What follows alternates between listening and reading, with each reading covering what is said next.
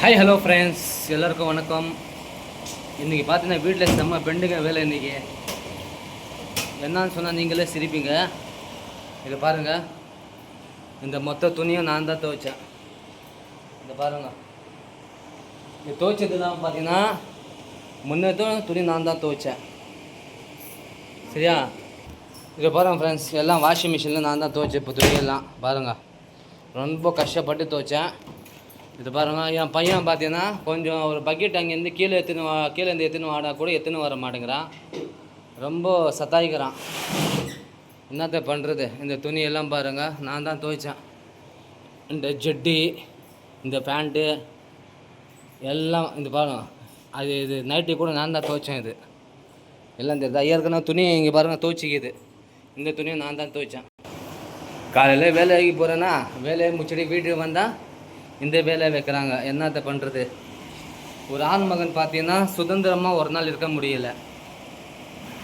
நான் ஒரு லைஃப் அந்த மாதிரி போகுது. எல்லா ஆண் மகனுக்கும் பார்த்தீங்கன்னா வாழ்க்கை இப்படி தான் போய் நிற்கிது. இது பாருங்கள், எல்லா துணியும் என் பசங்களோட துணியும் நான் தான் துவைச்சேன் ஃப்ரெண்ட்ஸ். செம்ம பெயிண்ட்டு இன்றைக்கி. இது இல்லாமல் வீட்டில் பெயிண்டிங் அடித்தாங்கல்ல, அந்த பெயிண்டிங்லாம் டச்சப்லாம் நான் தான் பண்ணேன். எப்பவும் பார்த்தீங்கன்னா என் ஒய்ஃப் தான் செய்யும். இதெல்லாம் அவளுக்கு கொஞ்சம் டயர்டாகிதான், கொஞ்சம் டயர்டாக இருக்கா, வேலை செய்ய முடியல அவனால். அதனால் பார்த்திங்கன்னா மொத்தம் துணியை நான் தான் துவைச்சேன்.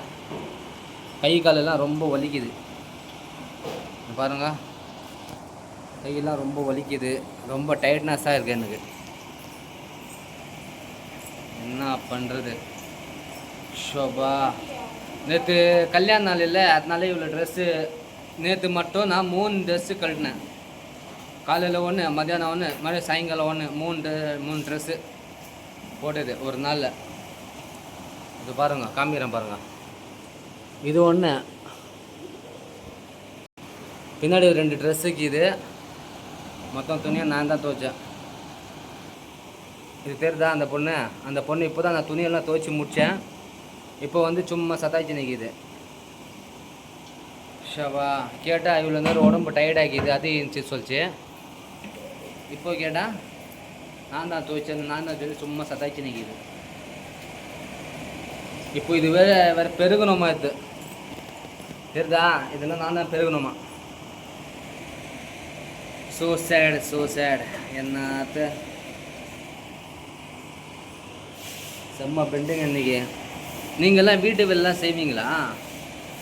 நான் பார்த்தீங்கன்னா ஒரு டைம் செய்வேன், டீ போடுவேன், சோறு கூட செய்வேன்,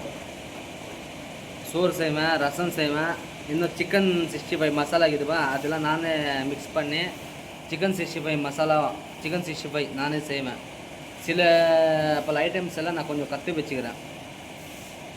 உங்களுக்கு என்னென்ன சமைக்க தெரியும்? ஒரு ஆணாக இருந்தால் ஏதாவது ஒன்று சமைக்க தெரியணும் ஃப்ரெண்ட்ஸ்.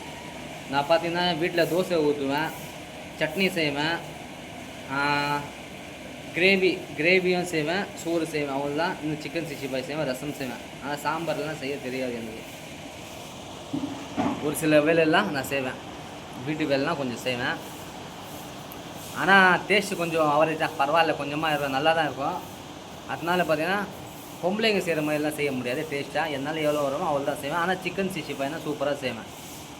மசாலாலாம் ஹோட்டலில் எப்படி இருக்கும் அதே மாதிரி சிக்கன் 65 அதெல்லாம் சூப்பராக நான் செய்வேன்.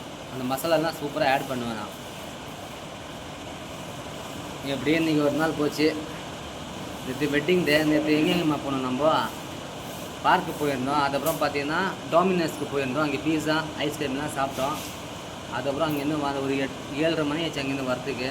எல்லாம் எப்படி பார்த்தீங்கன்னா எப்படியும் கல்யாண நாள் நேற்று சிறப்பாக அருமையாக போச்சு. 8 வருஷம் எப்படியோ கடந்து வந்துட்டேன். சரி, ஓகே ஃப்ரெண்ட்ஸ், முக்கிய போட்டால் முக்கிய போட்டுன்னே இருக்கும். வீடியோ பிடிச்சா லைக் பண்ணுங்கள். பாய்.